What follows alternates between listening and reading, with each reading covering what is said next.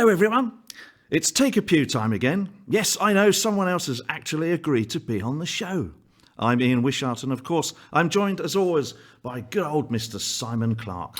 Yes, hello mate, and hello to everyone tuning in. Now, before we get stuck into this episode, I'd just like to say that if you're enjoying the Take A Pew journey, please subscribe or follow or like the show on whatever you're using to listen, be it YouTube, Spotify, Google, Apple or whatever. That would be wonderful. Thank you. Now, Simon, did you know that this is a very special episode? Is that why you're wearing your swimming trunks? What? No. It's special because it is the first time on the show that we have been joined by a priest from the Roman Catholic Church. Or as it used to be known, the church. Yeah, I suppose so. Anyway, yes, our guest this time is Father Alex Hill. An interesting story because he used to be a Church of England vicar, but is now the Roman Catholic parish priest based at the Church of Our Lady Help of Christians in West Byfleet, just outside Woking. Yes, just a short hop from our home this time, and I'm particularly excited because I can almost see Waitrose from here. Yeah, well, I'm afraid you'll have to wait for a bit before you get your lunch in, because first, of course, we need to actually record the show. Oh yeah, sorry. So, let's get on with it. This is Take A Pew with Father Alex Hill. Father Alex Hill.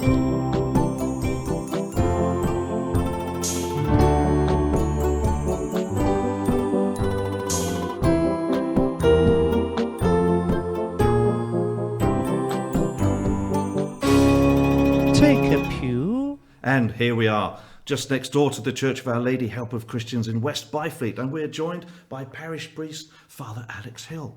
Father Alex, welcome to the show, and please, take a pew. Well, thank you, Ian and Simon. You are most welcome to Our Lady's Church. You'll be pleased to know we stopped burning people like you a few years ago. It did draw the crowds, but the environment came first. So you are most welcome to Our Lady's. Thank you. Thank you.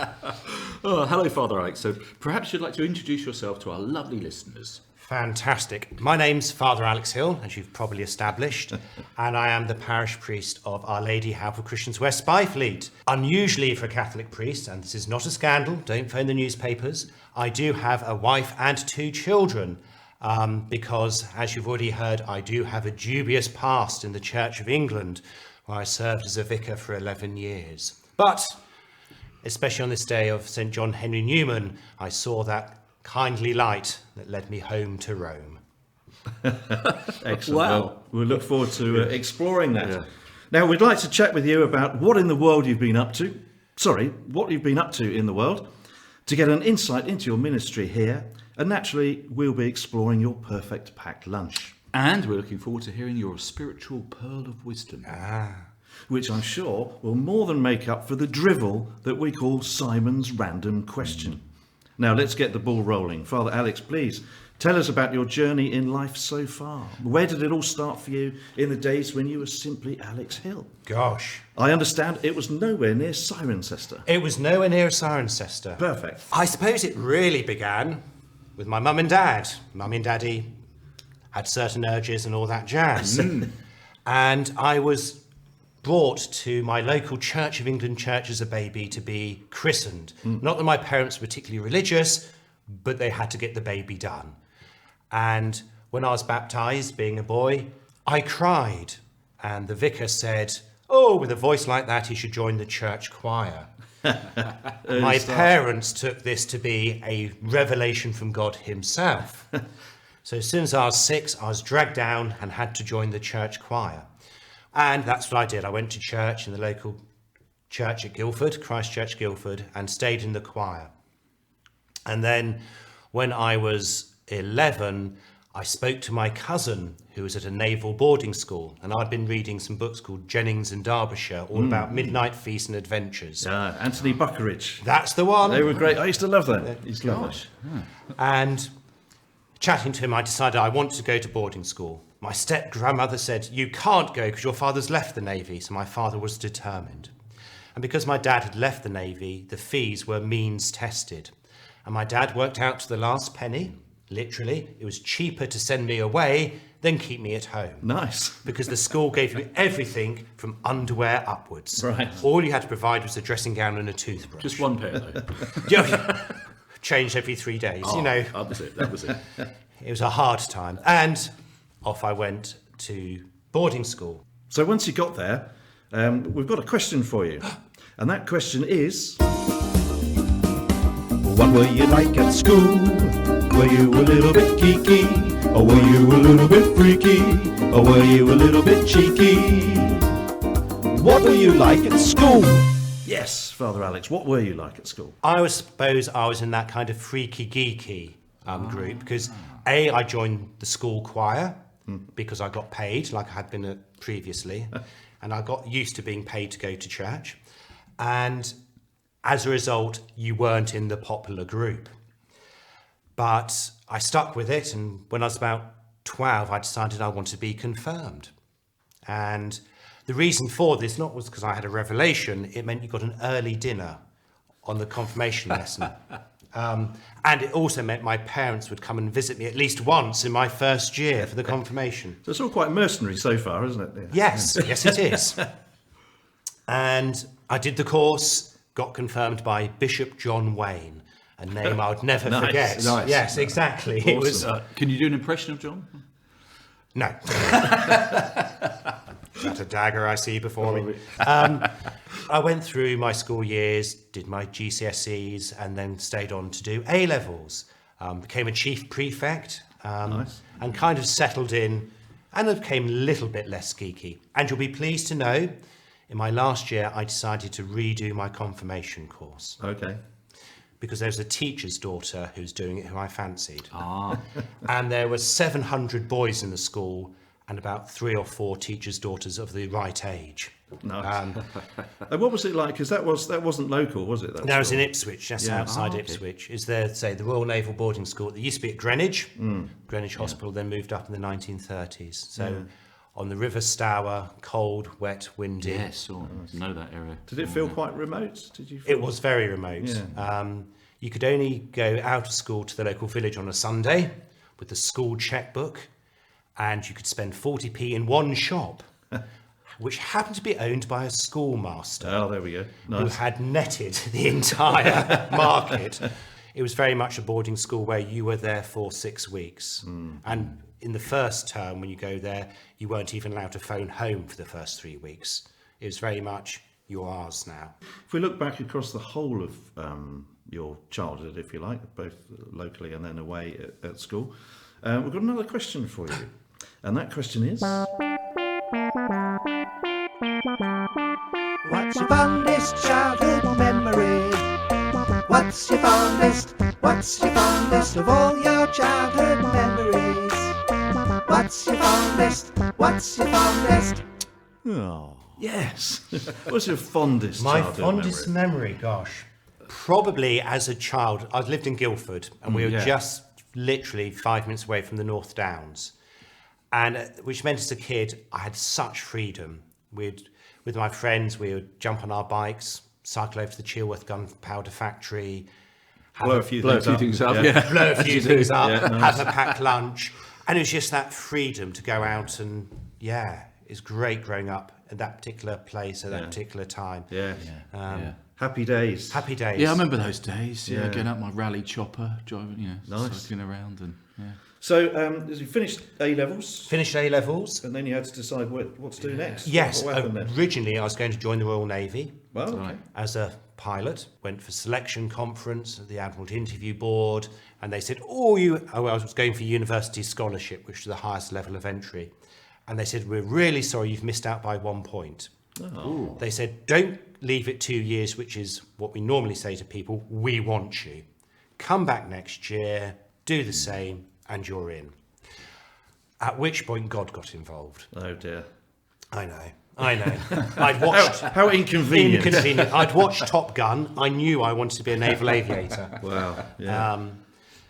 But I'd got very close to my school chaplain, and I thought, I really like what he was doing, and I just felt that's something I could do. And when the Navy said no, I wasn't too disappointed. I also had gone to the RAF for aptitude testing, and I hadn't passed that either. Right. And I wasn't upset, and I thought, I'm not sure why. Yeah. Okay. yeah. And I say my school chaplain was lovely. I really got on with him, and I started talking about what job he did, and that's where the sense of vocation came from. I Okay. think. And my school chaplain said, really good, you want to be ordained, go to university and do something completely different. Right, okay. Okay. So you decided at that point you'd gone the whole ordination thing. Yeah, I thought Yeah. if you're going to do it, do it. Right, yeah. You know, I've got used to being paid to go to church, so Yes. I might as well continue. That's nice, yeah. I looked at the university handbook and I looked through all the courses and I discovered to be a primary school teacher, you only needed 2 E's at A-level. And I thought, even I could achieve that. I looked down the list of universities and my rationale for choosing was the number of males to females. Okay. So the universities I chose all had, for every boy, 9 or 10 girls. Which was my reason for choosing them. And as it happened, five out of the 6 or whatever it was I had to choose turned out to be Roman Catholic, which I didn't know at the time. Oh, okay. So, but I had decided I was going to go to Chester because they taught you how to play the piano. I thought, well, that's a good skill. Yeah, why not? So I went on the interview and they said, fine, what do you want to do within primary education? I said, oh, no, I want to be a vicar. Name crossed out of the list. So I decided to go to the other colleges and I went down to visit St Mary's College, Strawberry Hill. And because I didn't want to go there, I was still expecting to go to Chester. I was a little bit flippant in my interviews. Okay. So one of the educator said, what do you think about shouting at children in the classroom? I said, well, I suppose it's better than hitting them. And he went, yeah, I suppose it is actually. Chester turned around and said no, and St Mary's College, Strawberry Hill turned around and said, yes, we want you. Okay, yeah. So that's quite, so that's a specific teacher training college. Yeah. Right? It does, I mean, it's great sports college as well. Mo Farah went there and okay. it's now an independent university. At that time as part of Surrey, but it was run by the Vincentian monks. So it's a very Catholic institution. Yeah, okay. And that's when I discovered Catholicism. Right, And being slightly arrogant, I then wanted to find that in the Church of England. right, Yeah. So I found a high church in Teddington and got involved there. Found my wife at St Mary's. Right, Not sure what happened to the other 9 I was entitled to, but I got the one who also turned out to be Roman Catholic. Okay. So it's all ganging up on you. They really? were, yes. Yes, yeah. She's a good northern girl from Preston. Right, okay. So apart from the water and the electricity thing, she was perfect. And I went to the first visit to meet the in-laws. And we're sitting around eating dinner. And they said, so, Alex, you want to be a teacher? I said, no, I want to be a Church of England vicar. And their knives and forks went down. And there was silence. So much so, I had to make the excuse to go to the loo.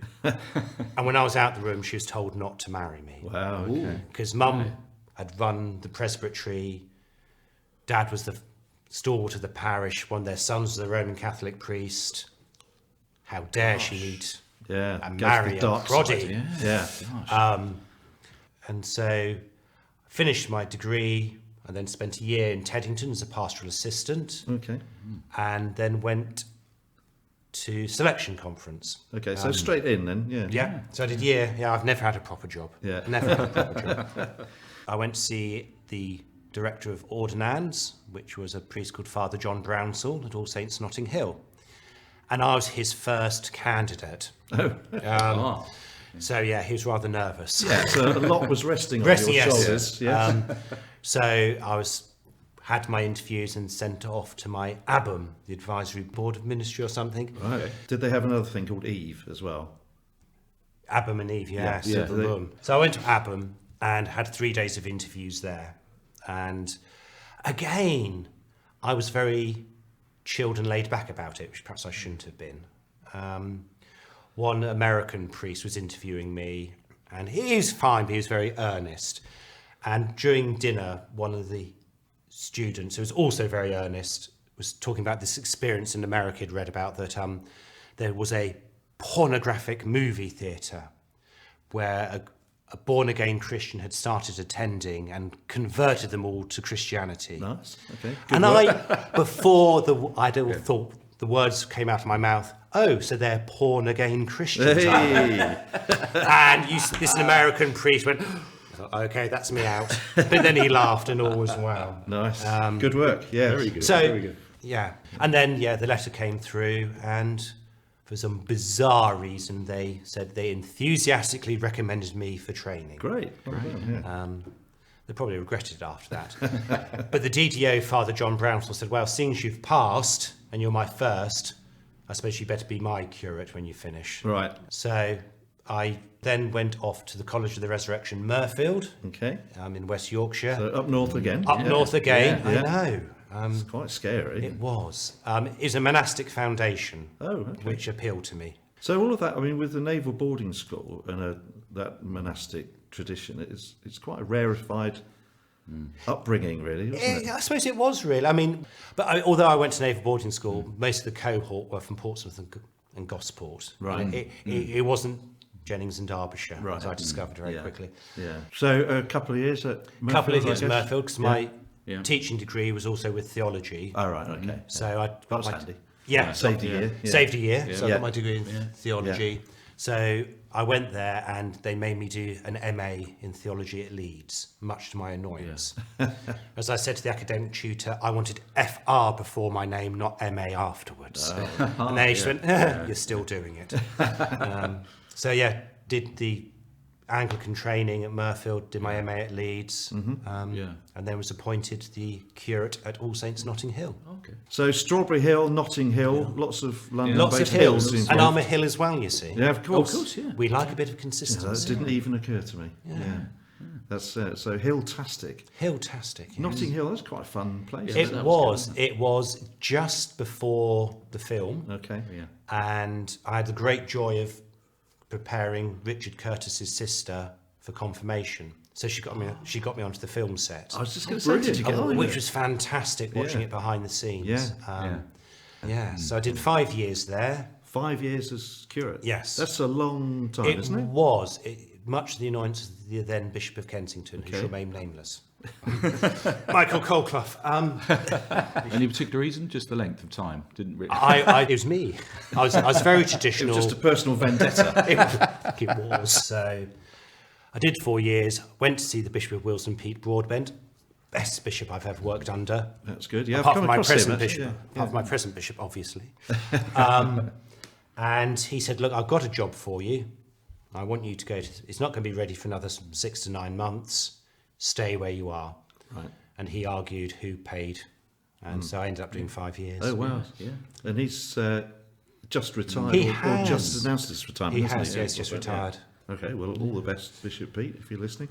Yeah. You never know. Any particular key moments you remember from that 5 years? Oh gosh, where do you want to start? Notting Hill was fantastic. I had a knife pulled on me Gosh. By a bishop. by the bishop. No, it's a nasty rumour. No, I was saying my prayers, saying evening prayer in the church one evening, and a rather drunken Scotsman came in and started shouting at me, and I just ignored it and continued saying my prayers. So he spat in my face. Oh, my goodness. So I blessed him. He then stormed out. The next week, he came back in at the beginning of Mass, and I had the Book of Gospels, which is a big, thick book, and he came up to me and pulled a knife. Wow. So I pushed the Gospel book into the knife and just pushed him out the church. Wow. I was saved by the Gospel. There we go. Hallelujah. Hallelujah and all that jazz. And again, somebody else had a go at me. It was just that type of area. We also had a group of lovely ladies of the night Okay, yeah. using our porch as their office. Did you manage to share the gospel with them as well? Well, I got on very well with them, and there's one particular one I got on very well, who, and I was walking through Notting Hill Gate, she was with a client in a car, and got him to stop so she could wind down the window and say hello. I've never seen somebody look so guilty. I thought, yes, you look guilty. So that was Notting Hill. Also, we had the carnival. Of course. I suppose the most significant impact on me was the Paddington train crash in '99. I happened to be in the area when it happened, so got onto trackside before the police cordon went in and was dealing with the walking wounded and with the deaths. There was, I think 30 odd people had died, and they'd got the British Transport Police cadets to come down, and they were allocated a body. And you could see these poor young potential police officers stand there thinking, Yeah.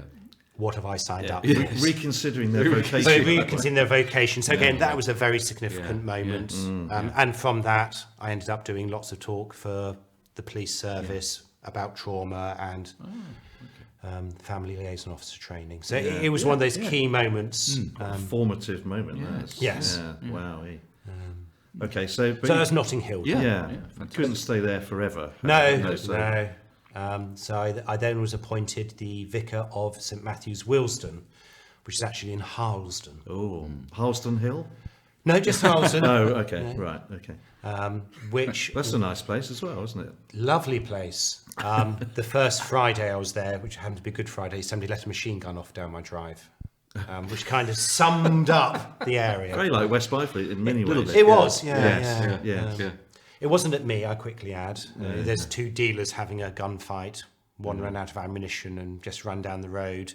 They chased him in the car and they caught up at the house. So he jumped over our fence and they, being very Hollywoody, they fired their submachine gun out the window. So it just sprayed upwards. Missed him, hit the garage, hit the house. Wow, So I had a nice bullet hole in my headlight. gosh. So, I mean, it was a rough area, but there was a level of honesty. So the local dealer who lived opposite, when my predecessor had been there, they had a violent drunk on the doorstep at the vicarage. So he sent his heavies over to say, would you like us to get rid of them? And they did mean rid of. Yes. And when we had the shooting, he said, oh, can I show my mum around the crime scene? Yeah, you know. There was a bizarre honesty in relationship. So some great experiences there Yes. as well. But you were at this point, you were still treading the Anglican path. I weren't you? was. So, When I was in Notting Hill, I'd got to know a Roman Catholic priest in Bayswater, a priest called Monsignor Mark Langham, God rest his soul, he died at the beginning of the year actually. And we got on very well. And we'd often visit each other in our houses. We'd have a lovely evening. We'd leave each other's houses. We'd remember getting home. What happened in between was a bit of a blur. But I got on really well with him. And he'd kind of sensed that I was drawn to Catholicism. And he'd mentioned it, but it wasn't quite the right time. When I was at St Matthew's, on the first Sunday, I started using the Roman Catholic Missal. oh, that's a technical term. What does that mean? That's the Roman Catholic service book. Instead of using the Church of England book, I used the Roman Catholic book. And I did. But after about 3 or 4, 5 years, I was beginning to wobble. And one day I was saying Mass for the chair of St Peter, which is a Mass that the church has on the 22nd of February to remind people we're united to Rome as Roman Catholics. And as I elevated the host at the consecration, I suddenly thought, why am I here pretending? Oh, okay. It was a pivotal moment. And at that point, I thought, I need to go. My friend Monsignor Mark said, if you are going to leave the Church of England, remember you're leaving your house, your job, your income, and who you are as a person. Wow, okay, yeah. And he said... Apart from that. But apart from that, it's Yes. kind of really easy. Yeah. So he said, it's best to go to somewhere where you know. So he said, look at Guildford, where I was born and bred, which is in the Diocese of Arundel and Brighton. So I phoned up the Bishop of Arundel and Brighton, Bishop Kieran Connery, as it was then, and he was lovely. And he just said, so, what can I do for you? I said, well, I want to become a Roman Catholic. He said, oh yes, that's why you're here. And I said, and then perhaps think about being ordained in the Catholic. Oh yes, that's taken as read. Yes. So he said, that's fine. We'll have you. So then, Easy.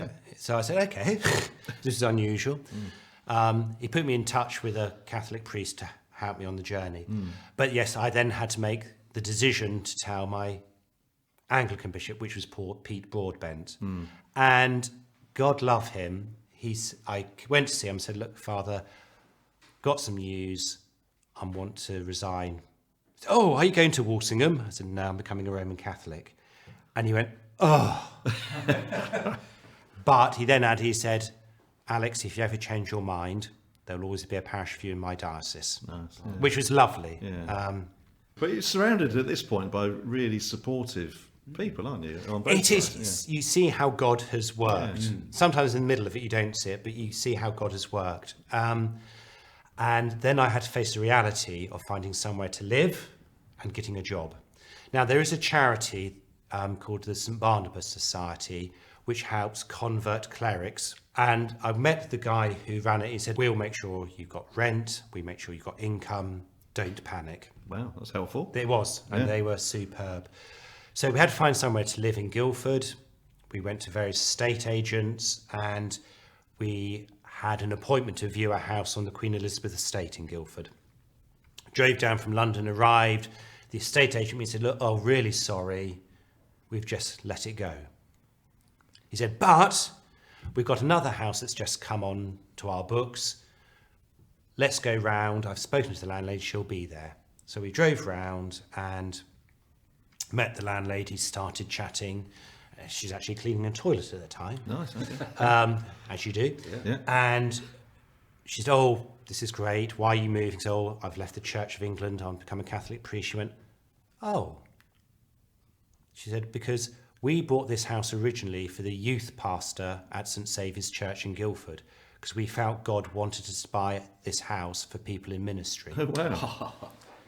I went, oh. She said, you're perfect. So she said to the estate agents, take it off the books. I explained how it was being funded. She said, oh, well, we'll reduce the rent. So that was the accommodation sorted. Perfect.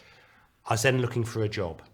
Then my sister said, oh, there's a job advert on the notice boards at St Saviour's Church to be the lay chaplain at Mount Alvernia Hospital in Guildford. In Guildford, yeah. She said, it's been there for months. So, well, I phoned it up and they went, oh, yes, we thought we'd taken all those down. She said, no, we haven't appointed anybody. So will you come on interview? So I went on interview and was appointed. And again, one of the funny things they said, being a hospital chaplain, you deal with trauma. Have you ever had a traumatic experience? Little did they know. Little did they know. And they just went, we'll stop the interview now. Yeah. You've got the job. Brilliant. So again, you just saw how all God lining up, worked. yeah. It all just fell into Amazing. place. Yeah. So I left the Church of England officially on the 31st of December. I'd done my last mass at the end of November. I'd been received into the Catholic Church on Advent Sunday, just after Tony Blair. We're next to each other in the book. Oh, really? Yeah, at Westminster Cathedral. Yeah. And I started the lay chaplaincy job on the 2nd of January. So I was one day unemployed. Yeah, it all came together very well. And then. it all just fell into place. So the bishop said, I'll send you to Wonersh, the seminary just outside Guildford, in September for a top-up, or a respray, as I called it. And again, as it turned out, the theology degree the seminarians do at Wonersh just happens to be the theology degree from St Mary's College, Strawberry Hill. Oh, perfect. So I'd done about 90% of what I needed to do. Okay. So the bishop said, oh, just pop in one evening a week and I'll reordain you after a year. Yeah, okay. And even I thought that's a bit, So I went down to 4 days a week at the hospital come September and packed everything into a day. Did Catholic canon law, moral theology, the things I liked. Yeah.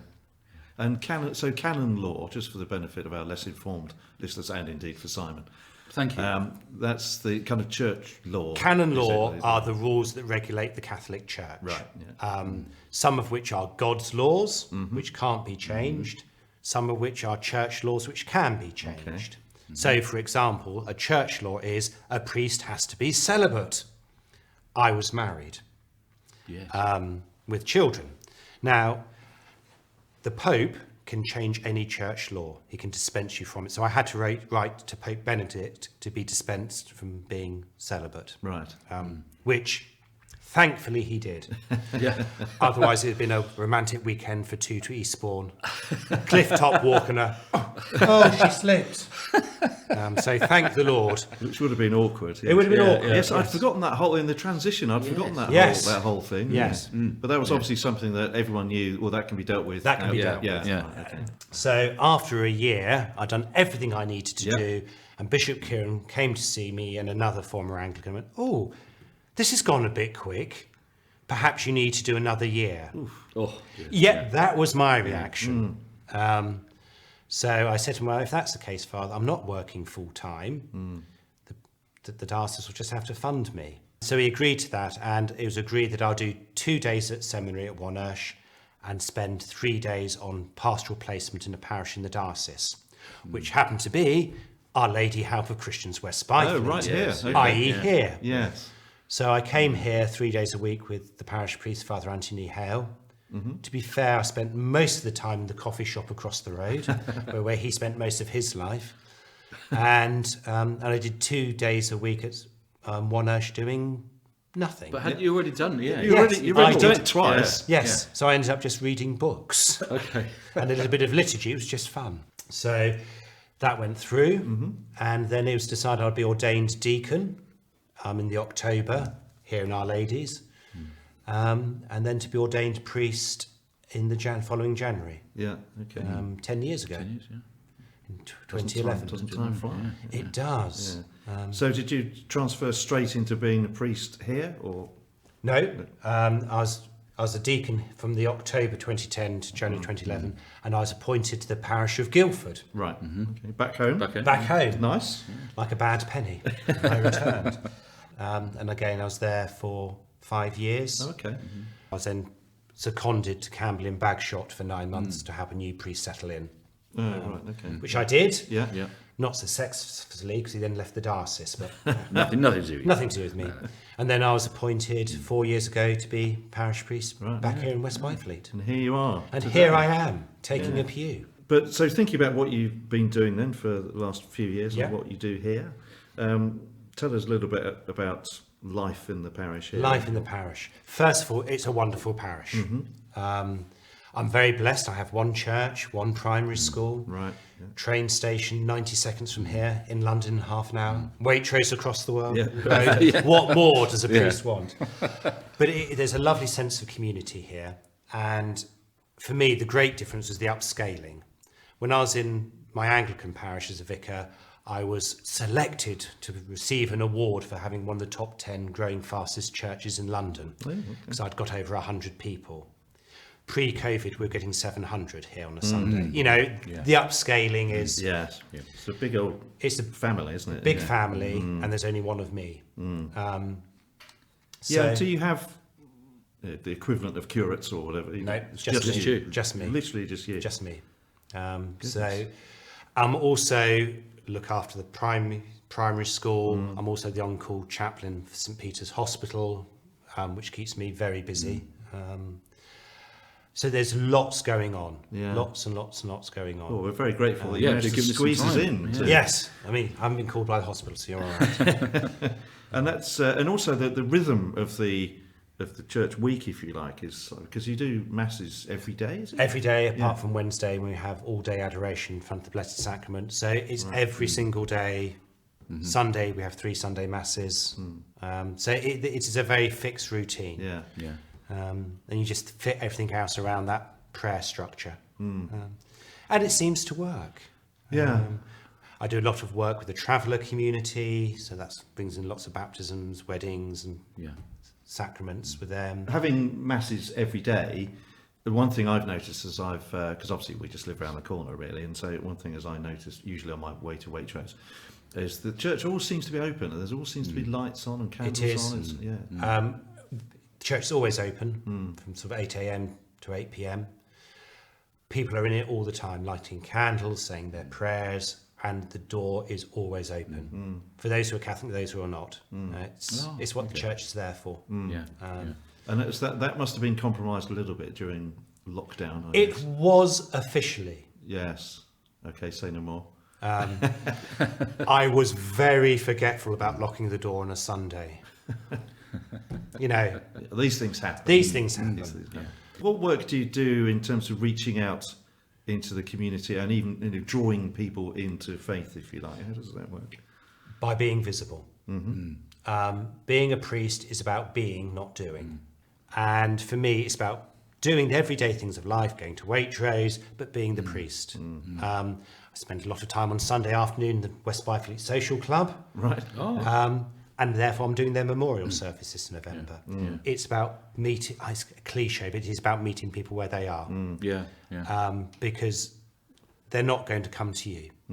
So if they see you as a kind of a normal person, obviously as a Catholic I've got two heads, but apart from that, if you're they see that normality, that's how the bridges are made. Absolutely. And when they do need the church, be it through a baptism, a funeral or wedding, they think, oh yeah, we know Father Alex. Yeah.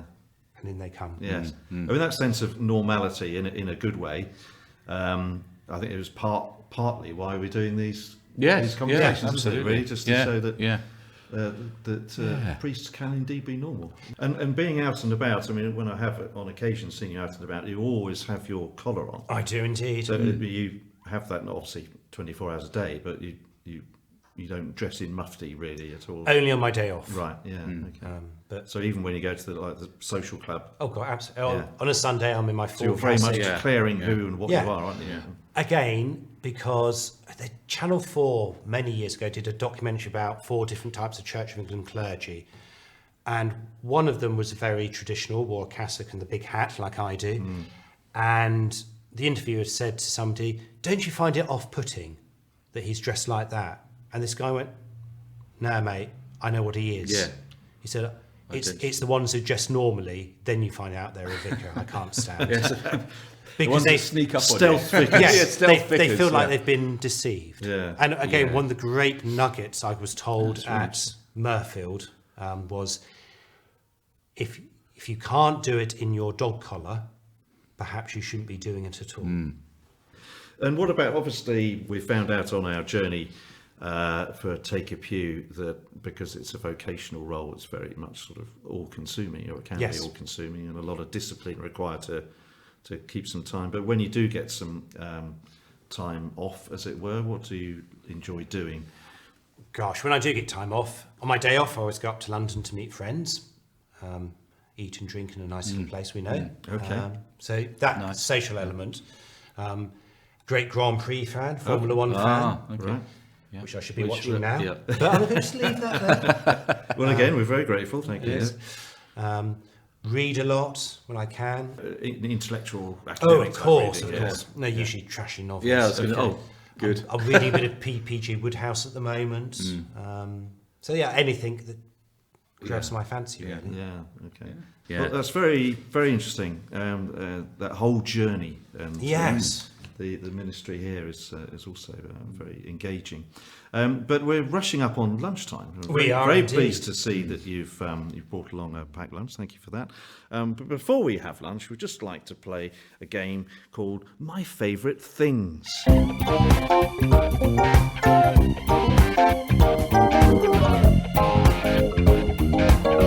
My favorite things. Yes, my favourite things. It's a very simple game, Father Alex. We just give you a category and you tell us your favourite thing in that category. And the category that we always start with here on Take A Pew is the book of the Bible. So your favourite book of the Bible. Book of Maccabees. Oh, okay. Oh. Boys' own stuff. Where's no? Is that tucked away in the Apocrypha, so-called? No, it's tucked away in the Bible. Don't want to go down this particular rabbit hole, but it was the Reformation, the Reformers who took the books away. Okay. We There we kept are. them. This So Book of Maccabees. Yes, okay, we'll let you have that one, even though we're Anglicans. So what does Maccabees tell us about? Yes. It's a Book of Maccabees. It was a time of persecution of the Jews. No change there. And they were trying to make the Jewish people eat pork to defy God. And the Maccabees family refused to. And they became a rebel force. We're kind of talking Star Wars here. And at the end of it, it's about being dedicated to God despite the cost. So it was certainly the first time we've had Maccabees. across that one. Yes. Good. Well, lockdown's seen a massive increase in home food delivery. So, what's your favourite takeaway? I'm a kebab man. Are you? Are you? What? Yeah, Donna. There's a kebab van, isn't there, in Bristol, called the. It's called the Jason Donovan. Ah, very good. To be fair, it might be cold by the time I got it back. I could offer mine a certain food delivery service. Okay. Yes. Yeah, of course. Very good. Well, that's an unexpected choice. Do you have the chili sauce with it as well? No, I like mine with mint sauce. Mint sauce, you say? And a bit of mustard, yeah. Mustard, fantastic. Yeah. Well, there we go. Okay, Well, interesting. Very good. The food of sultans. Very good. We touched on your interest in Formula One, so our third category, there's always a top five. Top five? So your top five Formula One drivers of all time. Oh, gosh, of all time. Right, okay. Lewis has got to be in there somewhere. Yes, yeah, he's done quite well. He's done Yeah. very well. Yeah. Michael Schumacher, obviously. Yeah. Senna, oh, obviously. yeah. They're my top three. What about the other two? I mean, again, you've got some of the older ones. Clark, James Hunt. I like James Hunt. Not that he was particularly successful, but his attitude towards it. Yeah. I mean, if you've seen the film Rush, you'll I was understand. going to mention great that. Well, Yeah. If you've seen that. Yeah. And I think Yeah. it was just his attitude to it. He enjoyed it, Yeah. did what he wanted to do, and he didn't take himself too seriously. Yeah. So, yeah, I think they probably are my five. Okay. There you go. Yes. That's a good. That's Yeah, a good. selection, Yeah, mate. good I one. think Good we'll let you one. off Yeah. first. Father Alex, well, we've seen photos of you dressed in all sorts of really fantastic regalia and impressive headwear as well. So the question for you is, what's your favourite vestment? My favourite vestment. that's a good one. Yeah. Oh, I do have a lovely white set, chasuble and stole and burst and fail and all that, which was I got off eBay, as you do. As you do, yeah. It came from South America and it's full of gold bullion. And when I left the Church of England, my Church of England parish bought it for me. They gave me the money for it. Okay. And I had it restored from another donation somebody gave me when I left. And when I was ordained a Catholic priest, that's when I was ordained in. Okay. So that chasuble for me is the continuity of my ministry. Very heavy, very heavy, Yeah. but it's stunning. Yes. Um, How many bits and pieces do you have? Do you have a wardrobe with various clothes in? did my wife ask you to ask? Yes. And do you ever feel it's rather too much? Do you mean Isn't it about time you had a sort out? the honest answer is I do not know. Oh, well, okay. I've lost count. So a few, yeah. We're talking 40, 50, I would have thought. Wow. Okay. Yeah. Unless the wife's listening, it's only 3. A bit like your wardrobe, Ian. It's very similar to my isn't it? wardrobe. Yes. As you can tell. And various hats as well, Yeah, obviously. of course. Yes. What are Yeah. the various hats? What are the various Oh, hats? the ones I wear a beretta, which is Okay. the square one with the pom-pom. The other one is a big soup plate looking hat called a sotano. Right. Which I'd like to say no Yeah. beaver suffered in its making. Is that kind of wide brimmed? Wide brim with yeah. yes. So when you're on holiday, do you sort of wear hats and things? Do you have that? Do you like wear a Not my sombrero first- when you're out, you know? To be honest, no. I mean, that's the funny thing. I only wear it for work, you know. I leave my work gear at home. Yeah. That would be great if you just went to Salcombe for the day in a sombrero. It would be, wouldn't it? And chasuble. That would be. It's got to be. There's an old Church of England canon law that says a Church of England vicar must own a nightcap. In case somebody knocks on his door at night. So yeah, can put his night, so not to shock the laity with a bare head. Wow, gosh. They assumed that he would be wearing his nightshirt. Just a nightcap. That was a given, I think. A pair of socks and a nightcap. So I do have a nightcap Yes. as well. That would be slightly off-putting, wouldn't it? But anyway, let's move on. Excellent, from thank you, yeah. So our final category, your favourite saint. Now, this is a multiple choice one, so I'll give Okay. you 3 possible answers. Okay. The patron saint of bell founders and presumably Belgian detectives, Saint Agatha of Sicily. Yeah. The clever old mountain rescue dog, the Saint Bernard. Or popular Cornish seaside resort, St Ives. Your favourite saint? St Agatha, Right. because I like her buns. Which we give out on St Agatha's Day. Do you? Yes. I wasn't. Stop it. Sorry. I wasn't very familiar with St Agatha, really, but obviously, yes. You don't know about St Agatha? Not really, no. We give out Belgian buns, the round ones with the white icing and the little red cherry. Okay. Okay, so we give those out to people on her day. Do you know how she was martyred? No. And why she's the patroness of Bell founders? No. Yes, I feel a lesson coming on. A part of her martyrdom was a double mastectomy. Oh, ouch. Oh, Hence the Belgian buns. gosh. Oh, really? Hence the bells. Yeah. Gosh. That's so quite symbolic. See, all these little things that you wouldn't know. Pick up, don't you? Yes. And And Every on day's a St. school day. And on St Lucy's Day, who had her eyes plucked out, Oh. we give out Maltesers. Oh, not lychees. No. No. I prefer Maltesers. Yes, probably better off. Yeah. Well, I feel that we've learned something quite rich. absolutely. there. Agatha's Day will never be the same for you. Yes. Come to Mass and you have a Belgian bun. If I didn't give you a rather fatuous multiple choice list, who would be your favourite saint? Oh, gosh. St Vincent de Paul I quite like, because he just got on with it and it was very practical. Is he related to Lindsay de Paul? I don't think so. 1970s pop singer? No. As you know, in the Catholic Church, a Catholic priest is obliged to say the Divine Office, which is 5 prayers or sets of prayers Right, during the day, yes. morning prayer, evening prayer, compline, etc. And if you don't do it, you commit a mortal sin which needs to be confessed. Wow. But St Vincent de Paul said, guys, if you're out doing good work, you're helping somebody, and you miss prayers, God will understand. Right, yeah. It's that very practical thing I like. Yes, sort of practical, slightly rebellious Yeah. type, yeah. And you can't go wrong with Mary either, can Of you? course. There's something about Mary. Yes. Um, As they That's say. as I say. It's yeah. Our Lady. Isn't it? Yes. Yes. Yes, of course. Of course. Yeah. Well, all that talk of buns has made me feel rather peckish. So I think it's high time that we, although you maybe would rather have had a takeaway, Well, indeed, kebab, but, you know. but I'm very pleased to say you brought along your packed lunch. So it's high time that we explored what there is there. So we Right. have a question for you, and that question is: Tell us, Reverend, what's in your lunchbox? yes, tell us, Father Alex, what's in your lunchbox? Wow. Funny you should ask. So what do we have in my lunchbox? Wow.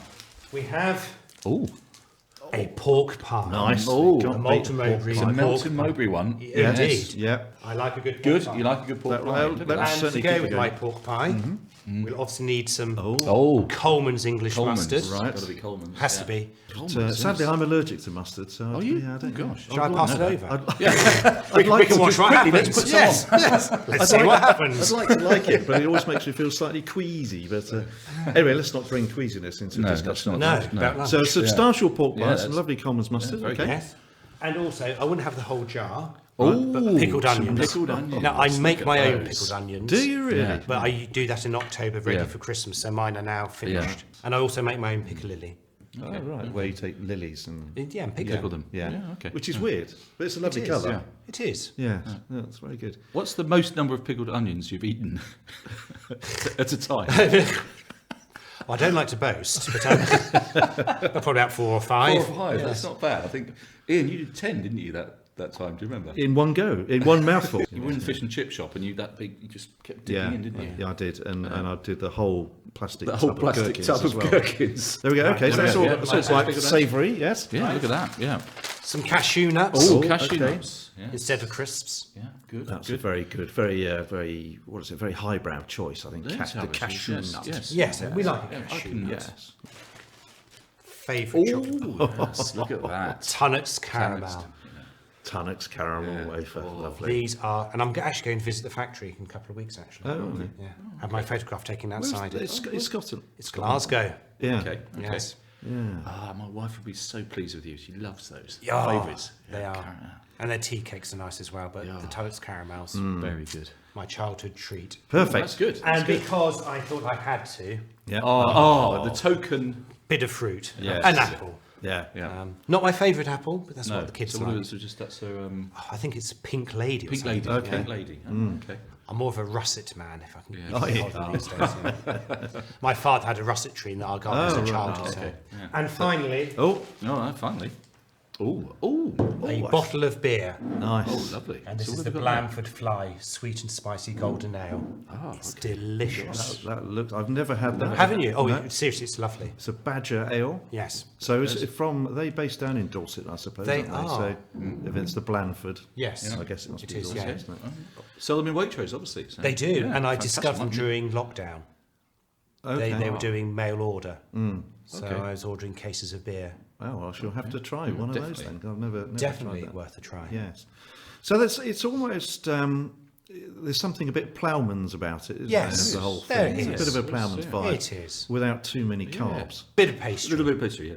Yeah, that's very Yeah, good. very I'll have the bread with the kebab later. Ah, that's good. Yeah, yeah. So You don't want to overdo it. No, it's, Well, that's that good. all looks splendid. So we'll just settle back now and let you enjoy your lunch.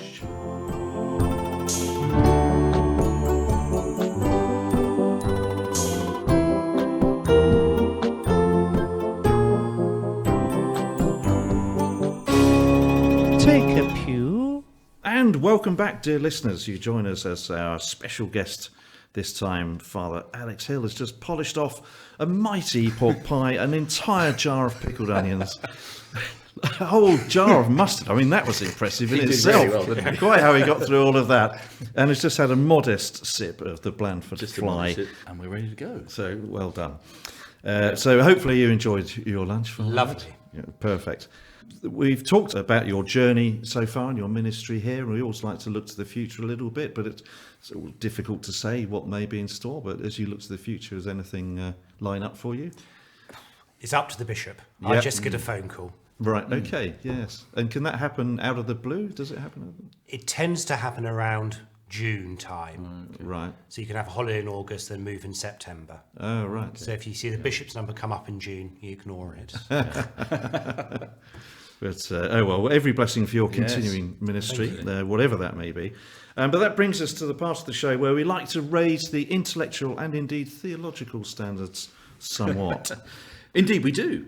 We very much look forward to very shortly hearing your spiritual pearl of wisdom. But as always on Take A Pew, just before that, we'd like to enlist your help in addressing something that we've recently heard about on the internet, haven't we, Ian? And we call this little feature... Is it true? Is it true? Is it true? Is it true? Now, this time our burning question on matters of faith relates to a suggestion which seems to have gained some currency in recent weeks. And that is that there is a secret superpower which is passed from pope to pope. So, Father Alex Hill. Is it true? Is it true? Is it true? Is it true? Yes, is it true? Yes, Good. it is true. It's called the Holy Spirit. Ah, of course, yes, the absolutely. most magnificent superpower of all. yeah. Yes, that's absolutely right. But in our strange world, if there were a cartoon superpower that was passed around, what do you think would be the most appropriate one or the best? The best superpower. Probably Russia, but if I had a superpower, Yeah. Which you have, of course. which I have, of course, bilocation would be really useful. Okay. Being two places at once. But I'd love to be able to fly. Yes. Yes. Yeah. That sense Just of freedom. fulfil that teenage ambition. Yes. Without the need for any mechanical equipment. Yes, I think flight would be great. Flight would be wouldn't it? good, wouldn't it? Because I mean, it would be good for a pope, wouldn't it? Because he needs to travel This is around true. a lot, This and is he true. wouldn't be ruining the environment at all by doing that. Yes. So yes. it would be yes. super. And he does occasionally has a sort of cape thing. Shoulder You're the yes. expert in. Yes, I do. Yeah. Yes. Yeah. His staff as well. Do you mean his crozier? Oh, is that? Oh, okay. His crozier. Okay. Crozier. What would they use that for, though? Well, all sorts of things, pointing at people and I stamping want it to down go that and- way. I want to go that way and Clear flying the on way. it. It looked like he was playing Quidditch. He was doing that. But no, I think it was really. It's a nice thought. What about you, Ian? Sort of, I mean, what would you? I think the ability to eat endless amounts of pickled onions. That's what I was going to Yeah. say. Yeah. I knew Yeah. it had something to do with food. I knew Yes. you'd say that. No, Yeah. it would be something like that, I think, really. But Anyway, well, that's very yes. good. We've indeed the Holy Spirit, the greatest Yes. superpower of all. And with that, Father Alex, perhaps you would bless us Yes. with your spiritual pearl of wisdom. It's a spiritual pearl of wisdom.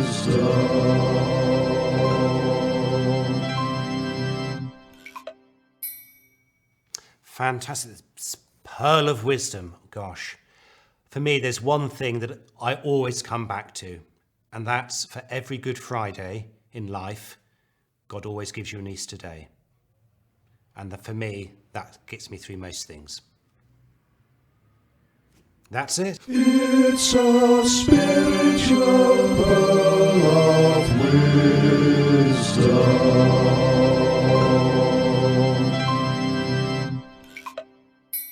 Well, thank you for that succinct and to the point. Absolutely. Spiritual pearl of wisdom, Father Alex. And indeed, that very nearly brings us to the end of the show. But we can't let you go without, and I'm truly sorry about this, but we can't let you go without exposing you to... Simon's random question. Simon, what's your random question for Father Alex? Well, Father Alex Hill, my random question for you is this. I was queuing up for petrol last week, like the rest of the world, of course. My attention turned to the air hose things that you use to inflate your tyres. Do you know what I mean? Yeah. Is that your random question? Yes, I know what they are. Thank you very much. Well, no, hang on, I'm getting there. Well, I got to thinking, if you had an elk and a shark, and you attached each of them firmly to one of those hose things and turned on the pump, which one do you think would explode first? Obviously, the elk. Yeah, I think that's... Because the shark's got gills and goes straight out. That is the obvious... Assuming the RSPCA don't get you first. Yes. So we were thinking. So if you taped the gills, and you used gorilla tape. Well, you couldn't use gorilla tape. It'd be shark tape, wouldn't it? Yes. If you taped the gills down, Yes. and you made sure it went through its stomach rather than... Yes. Yeah. Because, of course, you're a marine biologist, Simon. Well, I drank a lot, but did a degree in marine biology. Yes. There we go. So you understand these things. I understand these things. So the physiology. So the physiology. So say if it got Yeah. if it went straight into the stomach of both. Right. Then, which would explode first? What do you think? Yes. Well, shark skin they do use to make shoes and clothing out of, don't they? So that's pretty tough. But they do also use elk for leather, don't they? So Yeah. Yeah, they do. to be fair, I don't know. But if I was going to shove a air tube up a shark or an elk, I'd go for the elk. You'd go for the Yes. elk. Okay, that's fantastic. It would Wanting to keep my fingers. Yeah. Because Yes, absolutely. I'm just thinking, actually, because if you Yeah. if you were a fan of 80s pop music and you had a pet elk and a pet shark, it'd be great because you could call them Elkie Brooks and Fergal Sharky. Indeed. Didn't you? And that would be excellent. If you attached an air hose to Elkie Brooks and Fergal Sharky, which one do you think would explode first? I don't know. You'd probably end up in prison. Yeah, probably would. That's a bit silly. Let's We don't normally ask We're silly trying to be questions here. sensible. We're going down the Come road, on. which perhaps we Yes. don't want to go down now. Well, although I do suspect that there's a Channel 5 production executive currently working on exactly that format, isn't it? Blow up celebrities. If there was one celebrity that you'd like to blow up, Father Alex, Ooh, Slightly controversial. slightly question, controversial. probably can't answer that question. Well, can give us a clue. Give us a clue. Who would I like not to see a lot of? I think it's best they remain nameless. Yes, That's absolutely. probably wise. A wise Probably decision. I tell you, I think the first thing to explode would actually be the manager of the petrol station, because he'd be furious, wouldn't he? He would be, If you were out there Yeah. fiddling around, because there's enough on their plate at the moment with people all over the place trying to get petrol without it'd be terrible, wouldn't it? some idiot turning up and attaching 'Cause an you'd have a elk and tank, a shark wouldn't you? A huge for the tank for for the the shark. shark. Yeah. So I don't think you can get away with couldn't- that. you But couldn't do that. well, anyway, look, Anyway, yeah. Thank you, Simon. I thought Thank it was you. actually one Pleasure. of your more sensible questions. Thank you. Yeah. And that was. Simon's random question. And that really does bring us to the end of the show. Father Alex, thank you so much for having us here in West Byfleet. It's been a really interesting and fun chat. I hope it wasn't too painful. And thank you for being on the show. Fantastic, thank you. No, it wasn't painful at all. The piles are getting better. And of course, thank you, dear listener, for joining us once again. Don't forget to subscribe to the Take A Pew channel or like the podcast, and indeed share it with your friends. We really would appreciate your support. Simon and I will bring you yet another episode of the Take A Pew podcast very soon. But for now, it's Toodlepip from me. And Tatty Bye from me. Join us again next time as we Take a Pew.